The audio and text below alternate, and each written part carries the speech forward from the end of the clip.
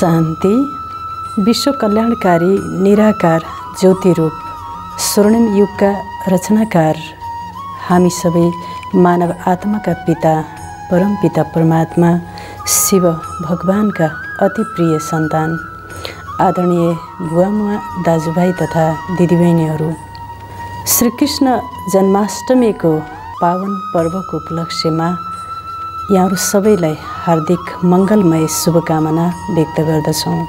आज हामी यस श्रीकृष्ण जन्माष्टमीको सन्दर्भमा श्रीकृष्णको व्यक्तित्व विश्लेषण र उहाँको व्यक्तित्वको आध्यात्मिक रहस्य र सन्देशको विषयमा चर्चा गर्नेछौँ। वैदिक सनातन वाङ्मयका अनुसार श्रीकृष्ण उत्कृष्ट पात्र र सनातन प्रेमीहरूका आराध्य देव, सर्वाधिक पूजनीय र चिन्तनीय व्यक्तित्व हुनुहुन्छ। अनेक ग्रन्थहरू र सन्दर्भहरूमा श्रीकृष्ण एक कुशल प्रशासक, पाण्डवहरूका सत्य पथप्रदर्शक, श्री राधाका असल प्रेमी, सुदामा र अर्जुनका परम मित्र, यसै गरी देवकीका असल पुत्र, गोपिनीहरूका मुटुका धड्कन र आँखाका तारा हुनुहुन्थ्यो। श्रीकृष्ण सर्वगुणमा सम्पन्न, सर्वाङ्ग सुन्दर र आकर्षण मूर्त हुनुहुन्थ्यो। विशेष गरेर श्रीकृष्णले महाभारतको युद्धको नीति निर्माता र विषम परिस्थितिमा परेर शोक र मोहले ग्रस्त भएको, डिप्रेसनमा पुगेको अर्जुनलाई सर्व समस्याको समाधान श्रीमद् भगवत गीता ज्ञान सुनाएर उनको उच्चतम मानसिक अवस्थामा पुर्याएको कुरा विश्वविख्यात छ। यसै गरी श्रीकृष्णले बाल्यकालदेखि नै आफ्नो शूरवीरता र पराक्रमबाट ठुला ठुला असुरहरू र अशुभ पात्रहरूमाथि विजय प्राप्त गरेको देखाइन्छ। आदरणीय महानुभावहरू, श्रीकृष्णको भूमिका, व्यक्तित्व वर्णनलाई हामीले शब्दार्थमा बुझ्न खोज्यौँ भने हामी सत्यको नजिक पुग्न सक्दैनौँ। त्यसैले उहाँको भूमिका, उहाँको चरित्र, व्यक्तित्वलाई हामीले आध्यात्मिक स्तरबाट बुझ्नुपर्ने हुन्छ। कृष्ण शब्दको अर्थ हुन्छ सबैलाई आकर्षित गर्ने, शत्रुलाई दमन गर्ने र सबैलाई आनन्द दिने, सबैलाई आफूतिर खिच्ने, तान्ने व्यक्तित्वको नाम नै कृष्ण हो। यसै गरी कृष्ण शब्दको अर्को अर्थ हुन्छ श्याम वर्ण र अझै भन्नुपर्दा सतचित आनन्द स्वरूप। कृष्ण शब्दले दुईवटा सत्ता वा चरित्रलाई बताउँदछ। पहिलो सत्ता श्रीकृष्ण सतयुगका प्रथम महाराज कुमार, 16 कला सम्पूर्ण निर्विकारी मर्यादा पुरुषोत्तम देवात्मालाई जनाउँदछ भने दोस्रो श्रीकृष्ण निराकार ज्योति स्वरूप, सर्वशक्तिवान, यस सृष्टिको नियन्ता, स्वर्णिम युगको रचनाकार, हामी समस्त जीवात्माहरूका पिता स्वयं परमात्मालाई जनाउँदछ। हामीले दुवै सत्ताको अलग अलग महत्त्व र अर्थलाई बुझ्न जरुरी छ। आदरणीय महानुभावहरू, श्रीमद् भगवत गीतामा जो श्रीकृष्ण शब्द सम्बोधन गरिएको छ, यो उनै निराकार ज्योति स्वरूप, सृष्टिका नियन्ता भगवानलाई सम्बोधन गरिएको हो। यहाँ जो वर्णन गरिएको नाम छ, यो चाहिँ श्रीकृष्ण, यो गुणवाचक नाम हो, यो भगवानको लागि सम्बोधन गरिएको हो। श्रीमद् भगवत गीता र जति पनि ग्रन्थहरूमा भगवानका नामहरूको वर्णन गरिएको छ, त्यो सबै परमपिता परमात्मा शिव भगवानको लागि वर्णन गरिएको हो। जस्तै गोविन्द, गोको अर्थ ज्ञान, बिन्दको अर्थ जान्नु, जसलाई केवल ज्ञानको अध्ययनबाट अनुभव गर्न सकिन्छ, जान्न सकिन्छ, त्यस्तो सत्तालाई गोविन्द भनिन्छ। यो पनि परमपिता परमात्मा, उनी निराकार ज्योतिरूप शिव भगवानलाई नै भनिएको हो। यसै गरी गोपाल, गौ भनेको गाई, पाल भनेको पाल्ने। अब श्रीकृष्ण सतयुगको प्रथम महाराज कुमार, उहाँलाई गाई पाल्ने, गाई चराउने के आवश्यकता? वास्तवमा यसको आध्यात्मिक अर्थ हुन्छ स्वयं परमपिता परमात्मा ज्योतिरूप शिव भगवान यस सृष्टिमा अवतरित भई मनुष्य आत्मरूपी गौहरूको माध्यमबाट रुद्र गीता ज्ञान यज्ञ खोलेर ती गौहरूलाई ज्ञानरूपी घाँसले पालना गर्ने आध्यात्मिक भाव हो। यसै पनि गाईलाई माता भनिन्छ। परमात्माले दिदी बहिनी माताजीहरूको माध्यमबाट यज्ञ रचना गरेर यस सृष्टिमा यस कलियुगी सृष्टिलाई सतयुगी सृष्टि बनाउनुहुन्छ। त्यसैले उहाँको नाम नै गोपाल हो। यसैगरी जनार्दन पृथ्वीका समस्त जीवात्मा रूपी जनताको आर्त अथवा प्रार्थनालाई सुन्न सक्ने शक्ति, सुनेर त्यसको भावलाई बुझेर वरदान दिन सक्ने शक्ति भएको हुनाले उहाँलाई जनार्दन भनिन्छ। त्यस्तै कन्हैया कन्याहरूलाई ज्ञानको कलश दिएर पृथ्वीका सम्पूर्ण जीवात्मालाई त्यस ज्ञानको माध्यमबाट पालन पोषण गरेर आत्माको विकारलाई नष्ट गरी देवात्मा बनाउने कार्यमा नारीहरूलाई अगाडि राखेको र नारीको उद्धार गरेको हुनाले परमात्माको दिव्य नाम कन्हैया पनि हो। यसै गरी गिरधारी, गिरी भनेको पहाड, यस संसार रूपी समस्या र चुनौतीले भरिएको अथवा पहाड समान बनेको समस्यालाई समाधान गर्न सक्ने परम सत्ता भएको हुनाले परमात्मालाई गिरिधारी पनि भनिन्छ। यसै गरी मोहना परमात्माको आफ्नो शरीर नभएको कारणले जन्म र मृत्युको चक्रबाट पर भएको हुनाले कर्म बन्धनबाट मुक्त भएको हुनाले कसैसँग केही चिजसँग पनि उहाँको मोह हुँदैन र मोह नभएको व्यक्तित्वको नाम मोहन। यसै गरी केशव, केशव शब्दको अर्थ लामो केश अथवा लामो जटा भएको सत्ता भन्ने बुझिन्छ। परमात्माको ज्ञानलाई नै जटा भनिन्छ। ती ज्ञानरूपी जटा पृथ्वीको 10 दिशातिर फैलन सक्ने र त्यो ज्ञानलाई समस्त विश्वका मानव आत्माहरूले स्वीकार गर्न सक्ने भएको हुनाले जटाधारी परमात्मा शिवलाई जटाधराए पनि भनिन्छ। केशव शब्दको अर्थ अर्को हुन्छ ब्रह्मा विष्णु र शङ्करको पनि रचयिता रचनाकार। यसरी केशव शब्दको अर्थले पनि उनी निराकार सर्वोच्च सत्ता परमात्मा शिव भगवान रूपी श्रीकृष्णलाई नै जनाउँदछ। आदरणीय महानुभावहरू, यसरी हामीले परमपिता परमात्मा र श्रीकृष्ण देवात्माको अन्तरलाई बुझेर महिमा महत्त्वलाई बुझेर जान्यौँ भने तब हामीले परमात्मासँग सच्चा सम्बन्ध स्थापित गरेर आफ्नो जीवनलाई पनि श्रीकृष्ण जस्तै महान महामानव अथवा देवमानव बनाउन सक्दछौँ।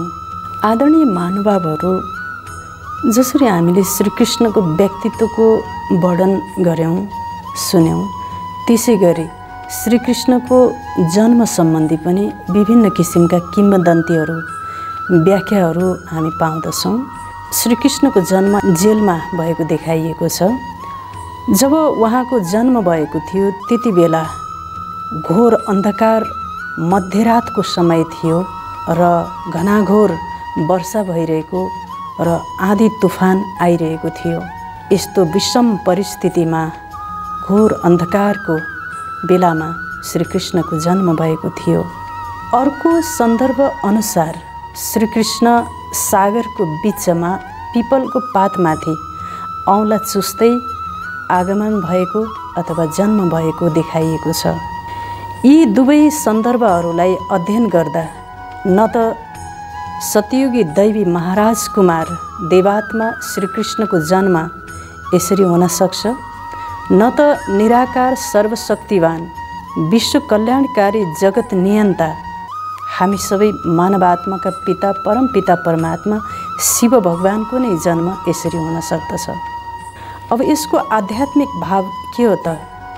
पहिलो व्याख्या अनुसार जब जब संसारमा दानवको राज्य हुन्छ, चारैतिर घोर अन्धकार हुन्छ, आध्यात्मिक विवेकको शून्यता हुन्छ, मनमा अज्ञान रूपी अन्धकार छाएको हुन्छ, यस्तो महाभय महासङ्कटको र महामारीको बेलामा, चारैतिर विषय विकारको वर्षा भइरहेको बेलामा र दुःख अशान्तिको र छटपटी र व्यग्रताको आँधी तुफानको बेलामा, घनाघोर रात्रिको बेलामा स्वयं ज्ञानको सागर, परम ज्योति, प्रकाशको पुञ्ज, सत्यम शिवम सुन्दरम निराकार ज्योति रूप परमात्माको दिव्य अवतरण हुन्छ र संसार रूपी जेल बनिरहेको बेलामा समस्त जीवात्माहरू आफ्नो पापकर्म र विकारको कारणले हतकडी समान अवस्थालाई प्राप्त गरिरहेको बेलामा अथवा जेलभित्र छटपटाइरहेको, भड्किरहेको, अशान्त र व्यग्र भइरहेको र तडपिरहेको बेलामा परमपिता परमात्मा आएर सहज ईश्वरीय ज्ञान र राजयोगको माध्यमबाट जीवात्माहरूका जति पनि विकर्म र विकारका मानसिक बन्धनहरू छन् अथवा हतकडीहरू छन्, तिनीहरूलाई मुक्त गराएर मुक्ति तथा जीवन मुक्तिको वरदान दिनुहुन्छ भन्ने भाव हो। अर्को सन्दर्भलाई हामीले आध्यात्मिक तवरबाट बुझ्दा, जब यो संसार विषय सागर हुन्छ अथवा भवसागर हुन्छ, समस्याले भरिएको हुन्छ, संसारलाई सागरसँग पनि तुलना गर्न सकिन्छ र विषम परिस्थितिमा पुगेको संसार रूपी सागरमा श्रीकृष्ण यो संसार रूपी कल्प वृक्षको पहिलो पत्ता अथवा संसार रूपी पिपलको कल्प वृक्षको पहिलो पातको रूपमा यस सृष्टिमा अवतरित हुनुहुन्छ अथवा सृष्टि रूपी कल्प वृक्षको पहिलो पातको रूपमा उहाँ प्रकट हुनुहुन्छ भन्ने भनाइ हो। आदरणीय महानुभावहरू, यसरी परमपिता परमात्माको दिव्य तथा अलौकिक जन्म भनौँ या अवतरण भनौँ, यस महाव्याधि, महासङ्कट र महामारीको बेलामा, अज्ञान रूपी अन्धकारले छाएको बेलामा हुन्छ भने दैवी राजकुमार, विश्वको प्रथम राजकुमार श्रीकृष्णको जन्म राजमहलमा, वैकुण्ठमा सुनको महलमा हुन्छ। आदरणीय महानुभावहरू, यसै गरी श्रीकृष्णको मृत्युको सन्दर्भमा उहाँ सोमनाथ नजिकैको प्रवास क्षेत्रमा पिपलको वृक्ष मुनि योग निद्रामा सुतिरहेको बेलामा भुलवश एक व्याधाले मृग भन्ने ठानी विषालु बाण प्रहार गर्दा उहाँको पैतालामा त्यो बाणले घायल भई उहाँको मृत्यु भएको देखाइएको छ। वास्तवमा दैवी राजकुमार श्रीकृष्णको यस्तो साधारण रीतिबाट र अकालमा मृत्यु हुन सक्दैन भने अयोनिज अव्यक्त जन्म र मृत्युको चक्रबाट पर रहने परमात्माको मृत्यु नै हुँदैन। त्यसैले उहाँलाई मृत्युञ्जय भनिन्छ। आदरणीय महानुभावहरू, यहाँनिर बुझ्नुपर्ने कुरा के छ भन्दा, श्रीकृष्णको जति पनि महिमा, उहाँको भूमिका, उहाँको व्यक्तित्वको जति पनि वर्णन हामीले सुन्यौँ, अध्ययन गऱ्यौँ, यस महानतालाई यो उहाँको जन्म र मृत्युले सङ्केत गर्न सक्दैन। आदरणीय महानुभावहरू, वास्तवमा श्रीकृष्णको चरित्र र व्यक्तित्व वर्णन गर्दा दही चोरेको, घडा फुटाएको, ताम्लो फुकाएको, रासलीला गरेको, वस्त्र हरण गरिएको र गोवर्धन पर्वतलाई उठाएको जस्ता कुराहरूलाई सुनेर बुझेर यसको अभद्र किसिमको चरित्रको रूपमा बुझेको र विश्लेषण गरेको पाइन्छ। तर हामीले यसलाई आध्यात्मिक रूपबाट यसको रहस्यलाई बुझ्यौँ भने श्रीकृष्णको महानता, सर्वोच्चता र उत्कृष्टतालाई हामीले बुझ्न सक्दछौँ। अब यहाँ दही चोरेको, यसको आध्यात्मिक रहस्य के हो त भन्दा, दहीको अर्थ शीतलता। दही चोरेको भनेको अरूको जीवनमा, अरूको व्यक्तित्वमा विशेषता देख्नु, गुण देख्नु अथवा आफ्नो जीवनमा गुण ग्राहकताको दृष्टिकोणलाई अपनाउनु हो। यसै गरी घडा फोरेको देखाइएको छ। वास्तवमा यो शरीर एउटा माटोको घडा हो।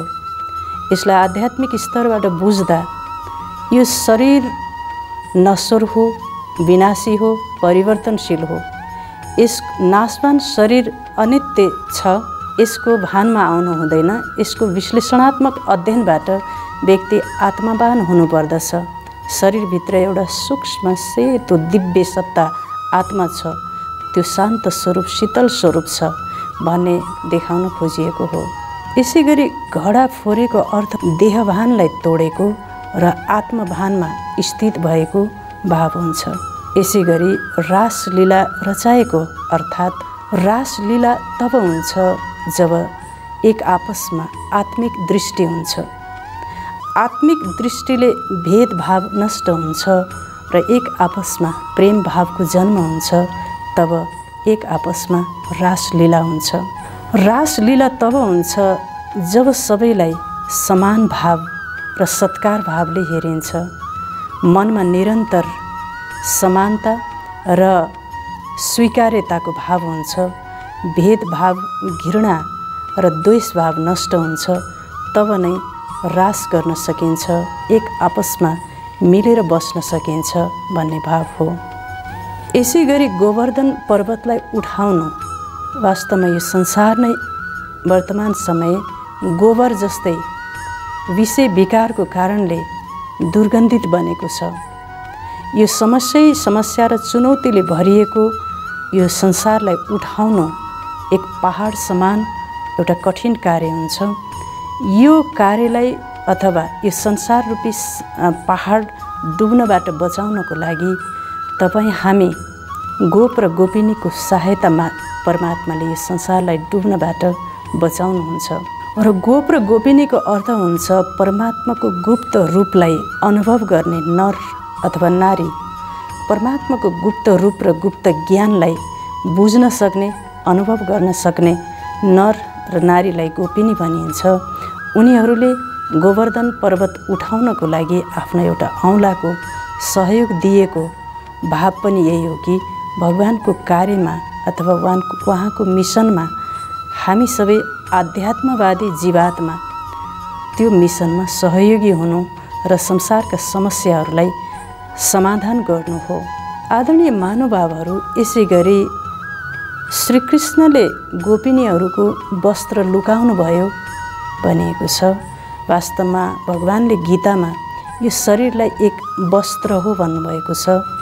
शरीररूपी वस्त्रलाई परमात्माले गीता ज्ञान दिएर यो वस्त्रलाई लुकाउनु भएको अर्थात् यो देहभानबाट मुक्त गराउनु भएको हो।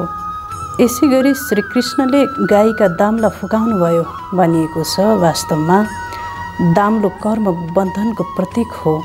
विकर्म र पापकर्मको बन्धनबाट छुटाएर ईश्वरीय ज्ञान र साधनाको माध्यमबाट भगवानले मुक्ति तथा जीवन मुक्तिको वरदान दिए।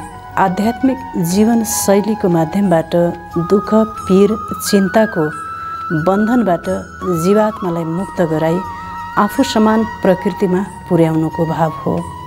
आदरणीय महानुभावहरू, यसै गरी श्रीकृष्णका श्रृङ्गार तथा आभूषणले उहाँको सतयुगी सम्पन्न र शतप्रधान अवस्थालाई सङ्केत गर्दछन्। जस्तै मुरली भनेको भगवानको मुखारविन्दबाट निक्लने दिव्य गीता ज्ञानको प्रतीक हो। भनिएको छ कि जब श्रीकृष्णले मुरली बजाउनुहुन्थ्यो, गोप र गोपिनीहरूले आफ्नो काम नसक्दै भाग्दै भाग्दै त्यो मुरलीको धुन सुन्न आइपुग्दथे र त्यो मुरलीको धुन सुनेर उनीहरूले अति इन्द्रिय सुख प्राप्त गर्दथे। वास्तवमा यो धातु वा कुनै काठको मुरली नभएर यो ज्ञान चेतनाको मुरली, जसलाई परमात्माको श्रीमद् भगवत गीता ज्ञान पनि भनिन्छ। यसरी परमात्माको दिव्य गीता ज्ञानको अध्ययन, मनन, श्रवणबाट नै जीवात्माले अतीन्द्रिय सुखको अनुभूति गर्न सक्दछ। यो परमात्माको गीता ज्ञान नै सच्चा मुरली हो। यसै गरी श्रीकृष्णको शिरमा राजमुकुट देखाइएको छ। वास्तवमा यो पुरुषार्थको प्रारब्धको प्रतीक हो। पुरुषार्थबाट, तपस्याबाट, योग साधनाबाट कर्मको प्रारब्धको प्रतीकको रूपमा उहाँको शिरमा राजमुकुट अथवा राज्य भाग्यको प्रतीकको रूपमा देखाइएको छ भने उहाँको शिरको पछाडि पवित्रताको प्रभामण्डल लाइटको क्राउन देखाइएको छ। यो आत्माको सतोप्रधान अवस्थाको प्रतीक हो। जब आत्मा सम्पूर्ण गुणमा सम्पन्न बन्दछ तब नै आत्माको पछाडिपट्टि अथवा शिरको पछाडिपट्टि लाइटको क्राउन देखिन्छ। त्यसैले डबल क्राउन, एउटा रत्न जडित ताज र अर्को चाहिँ लाइटको ताज देखाइन्छ। यसै गरी श्रीकृष्णको हातमा मक्खन देखाइन्छ। यो मक्खन शक्तिको प्रतीक हो अथवा गुणको प्रतीक हो। जब हामीले भगवानको दिव्य ज्ञान निरन्तर श्रवण गर्दछौँ, सत्कर्म गर्दछौँ, त्यो ज्ञानको मनन चिन्तन गर्दछौँ, त्यो ज्ञानलाई सारा दिन मथ्दछौँ भने हाम्रो मनमा शक्ति पैदा हुन्छ। जसरी दही मत्था नौनी घिउ रूपी शक्ति आए जस्तै परमात्माको ज्ञानरूपी दुधलाई दही बनाएर अथवा त्यसलाई मन्थन चिन्तन गरेर हाम्रो जीवनमा, हाम्रो मनमा शक्ति सञ्चार हुन्छ अथवा शक्ति प्राप्त हुन्छ भन्ने भावको रूपमा मक्खनलाई देखाइएको हो। यसै गरी श्रीकृष्णको मुकुटको शिरमा मयूरको पङ्ख देखाइन्छ। वास्तवमा यो मयूरको पङ्ख सम्पूर्ण प्युरिटीको प्रतीक हो। मयूरलाई पवित्रताको प्रतीक मानिन्छ। त्यसै कारणले हामीले विद्या आर्जन गर्दा पनि मयूरको प्वाँखलाई किताबमा राख्ने पनि चलन छ।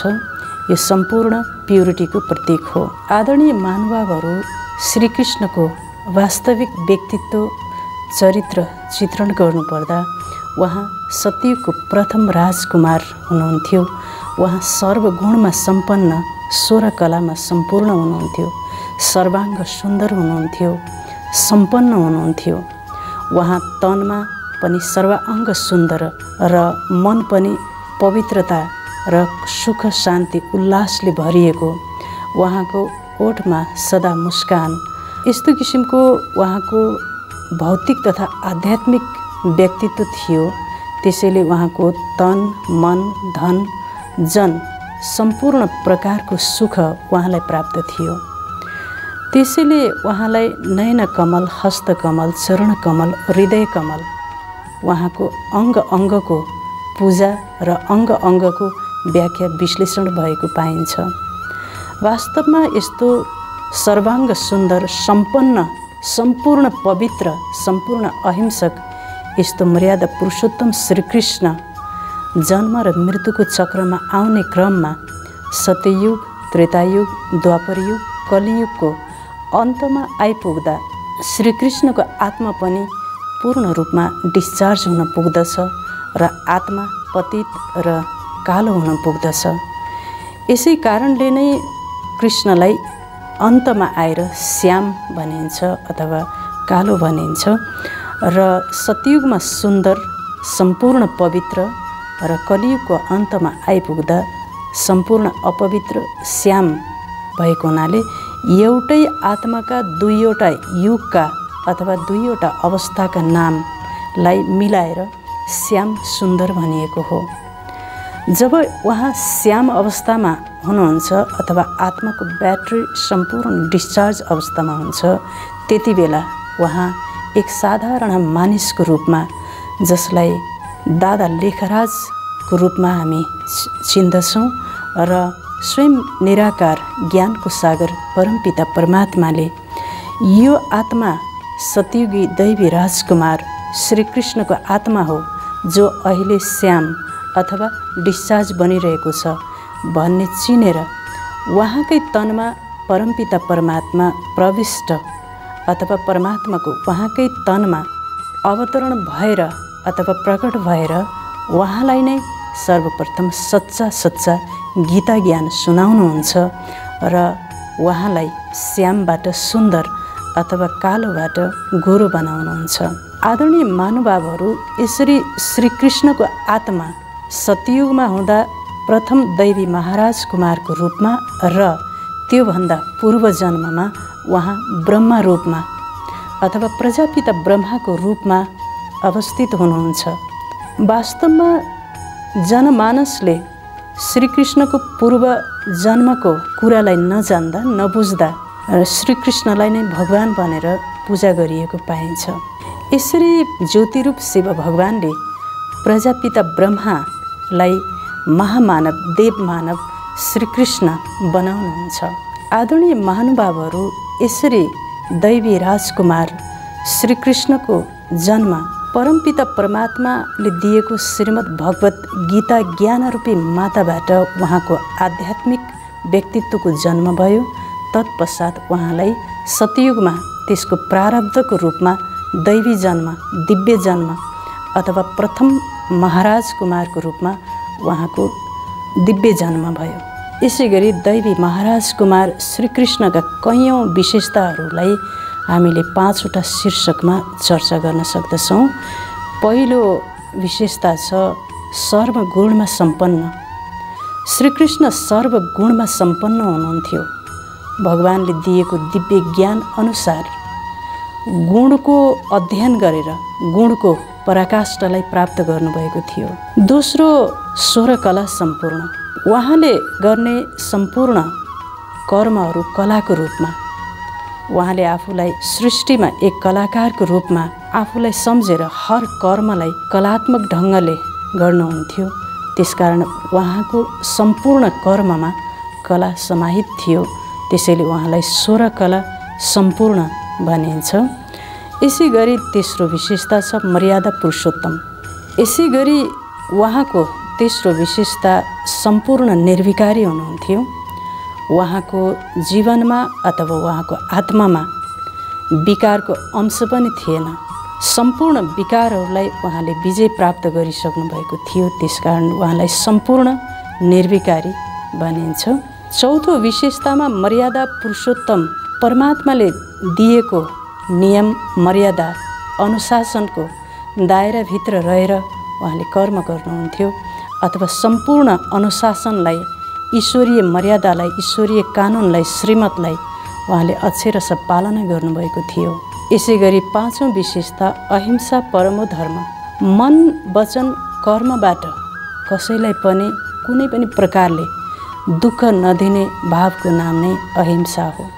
तर यहाँ श्रीकृष्णलाई कंसलाई मारेको, पुतनालाई, अगासुर, बकासुरलाई मारेको देखाइएको छ। वास्तवमा यी सबै व्यक्ति नभएर व्यक्तित्व थिए। वास्तवमा कंस भनेको काम विकारको प्रतीक हो। उहाँले काम जस्तो महाशत्रुलाई मार्न सफल हुनुभएको थियो। यसै गरी कंसको बहिनी पुतना, पुत भनेको पवित्रता, ना भनेको नभएकी नारी। आज समाजको हर मोडमा पनि यस्ता नारीहरू हामीले भेट्न सक्दछौँ जसको बाहिरी शारीरिक सुन्दरता छ तर भित्र मनोविकारको विषलाई बोकेर हिँडेको पाइन्छ। यसै गरी अगासुर जो कंसको सहयोगी थिए, अग भनेको पाप, काम विकारबाट नै पापको जन्म हुन्छ। त्यो पापलाई नष्ट गरेको अथवा मारेको प्रतीक हो। यसै गरी बकासुर वध भनेको, बक भनेको बकुल्लो अथवा कपटी संस्कार, भित्र एउटा बाहिर अर्को, डबल व्यक्तित्व, भित्र मनमा छलकपट तर बाहिर चाहिँ साधुत्व देखाउन खोज्ने व्यक्तित्वलाई नै बकुल्लो भनिन्छ। त्यो बकुल्लो स्वभावलाई मारेको प्रतीकको रूपमा बकासुरलाई मारेको देखाइएको हो। तर वास्तवमा श्रीकृष्ण सम्पूर्ण अहिंसक हुनुहुन्थ्यो। उहाँ मन, वचन र कर्मले आनन्दित दिने भएको हुनाले कृष्ण शब्दको नाम नै आनन्द हो। आदरणीय महानुभावहरू, एउटा खुसीको खबर के छ भने यस्ता महान हस्ती, उत्कृष्ट व्यक्तित्व निकट भविष्यमा आउँदै हुनुहुन्छ। कलियुगी दुनियाँको अन्त्यपछि सतयुगी दुनियाँको सुरुवातमा अथवा सतयुगी दुनियाँको प्रथम महाराज कुमारको रूपमा जन्म लिँदै हुनुहुन्छ। हामीलाई थाहा छ हरेक कृष्ण पक्षको पश्चात शुक्ल पक्ष आउँछ।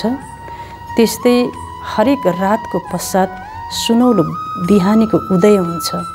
वर्तमान समय कलियुगको अन्तिम समयको घन्टी बजिसकेको छ। भगवानको अवतरण भइसकेको छ। भारतको माउन्ट आबुमा परमात्माको अथवा भगवानको आकाशवाणी भइसकेको छ। भगवानले प्रजापिता ब्रह्मालाई श्रीकृष्णको रूपमा जन्म दिनको लागि उहाँको पृष्ठभूमि तयार गरिसक्नु भएको छ अथवा प्रजापिता ब्रह्मालाई सम्पूर्ण बनाइसक्नु भएको छ र यसरी श्रीकृष्णको जन्मको पृष्ठभूमि तयार भइसकेको छ। त्यसैले हामी सबै जीवात्माले पनि श्रीकृष्णको सान्निध्यता र साथलाई प्राप्त गर्नको लागि आजैबाट ब्रह्मकुमारी ईश्वरीय विश्वविद्यालयमा सिकाइने आध्यात्मिक ज्ञान र सहज राजयोगको अभ्यास गरौँ।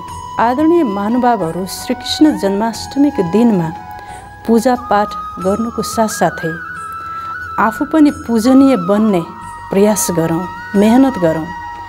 जुन ज्ञान र साधनाले श्रीकृष्णले यति उच्च पदवीलाई प्राप्त गर्नुभयो त्यो गीता ज्ञान र साधनालाई आजैबाट ध्यान दिउँ र त्यो साधनामा सामेल हौँ।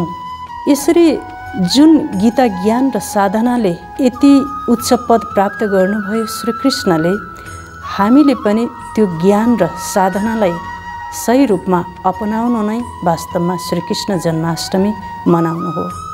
आदरणीय महानुभावहरू, अवश्य पनि आफ्नो जीवनलाई गायन योग्य, पूजन योग्य बनाउनको लागि परमात्माको मिसनमा र परमात्माको योजनामा सामेल हुनुहुनेछ भन्दै आजको कार्यक्रममा सहभागी हुनुभएकोमा हार्दिक धन्यवाद व्यक्त गर्दै बिदा हुन्छौँ। हवस् त। ओम शान्ति।